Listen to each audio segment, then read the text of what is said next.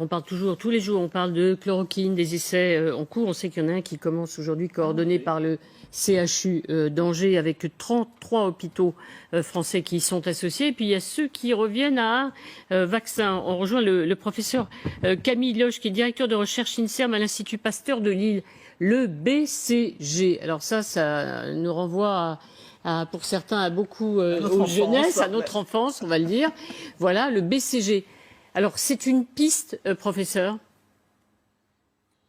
Oui, bonjour. Bien, c'est une piste éventuellement, en effet. Et là, on se base sur les capacités du BCG à protéger contre les maladies respiratoires autres que tuberculose.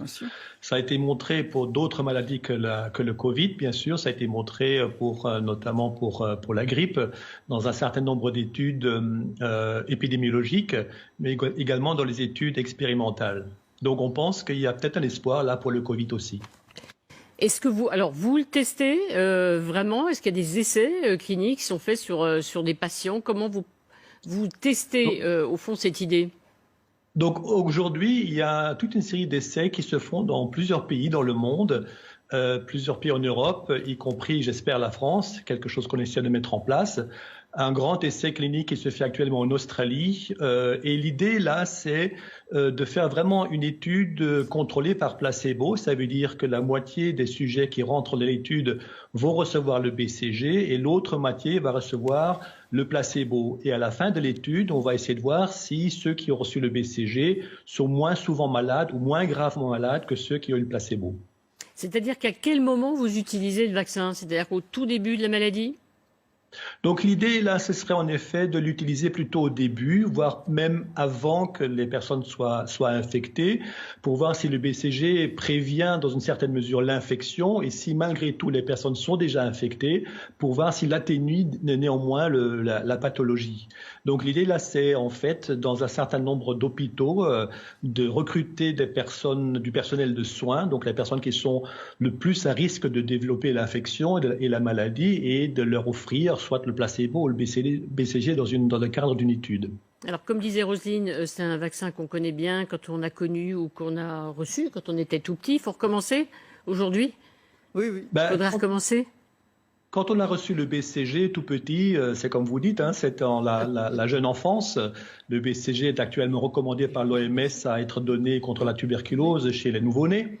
Donc les personnes qui aujourd'hui sont le plus malades sont plutôt les adultes.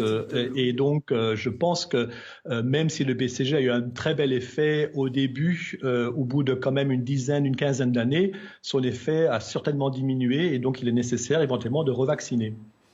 Professeur Loge, question du professeur Jean-Paul Mira, qui est le chef du service de réanimation de l'hôpital Cochin. Bonjour. Donc, Bonjour. J'ai bien compris que c'était pour éviter l'apparition de la maladie. Donc, c'est pour des sujets, on va dire, sains, initialement. Ou bien alors pour éviter chez les patients qui vont développer, de voir la sévérité. Le problème, c'est qu'on est en confinement avec des gens ultra protégés quand ils sont exposés. Puisqu'il y a d'autres stratégies qui apparaissent aujourd'hui en donnant des médicaments, un peu comme la PrEP sur le sida, mais les gens sont tellement protégés quand ils sont exposés. Il va falloir un nombre considérable de malades pour voir une différence, non? Qu'en pensez-vous?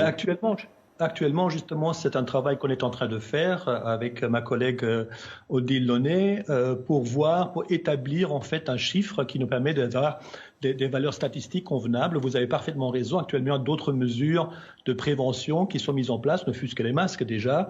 Et donc, peut-être la fréquence d'infection qu'on a actuellement, et je l'espère d'ailleurs, va diminuer dans les semaines qui viennent. C'est pour ça que cette étude est une étude à grande échelle dans plusieurs pays étrangers, et on essaie tous se coordonner avec le même type de protocole, avec le même type de vaccin, parce qu'il y a plusieurs BCG différents, et aussi avec le même type de placebo. Et donc, on espère quand même d'avoir des chiffres suffisamment important pour avoir une valeur statistique.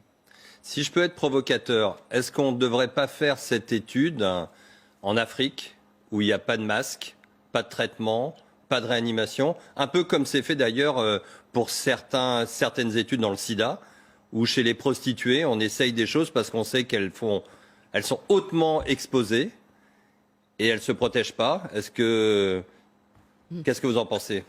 Alors vous avez raison, et d'ailleurs on est en train de réfléchir en parallèle à une étude en Afrique justement pour faire ce même type d'approche avec le BCG, un placebo. Je pense qu'il y a un appel d'offres qui est sorti, il va sortir, et je pense qu'on va en effet sérieusement réfléchir à ça aussi. Ça n'empêche pas qu'en parallèle on puisse réfléchir à une étude aussi en Europe et en Australie. Bien sûr. Merci en tout cas, professeur Loche. Résultat quand? Parce qu'on est tous très impatients de connaître tous les résultats de tous les tests et toutes les expérimentations. Alors ça, évidemment, c'est une bonne question. Ça dépend d'un certain nombre de choses. D'abord, la vitesse avec laquelle on peut mettre en place l'étude, la vitesse avec laquelle on peut avoir suffisamment de personnes à inclure dans l'étude et aussi la vitesse avec laquelle on peut avoir le financement pour le faire. Une fois qu'on a ça, je pense une fois qu'on a démarré l'étude, je pense qu'il faut attendre à peu près 2 ou 3 mois pour avoir les premiers éléments de réponse si le BCG fonctionne en effet très bien dans ce contexte.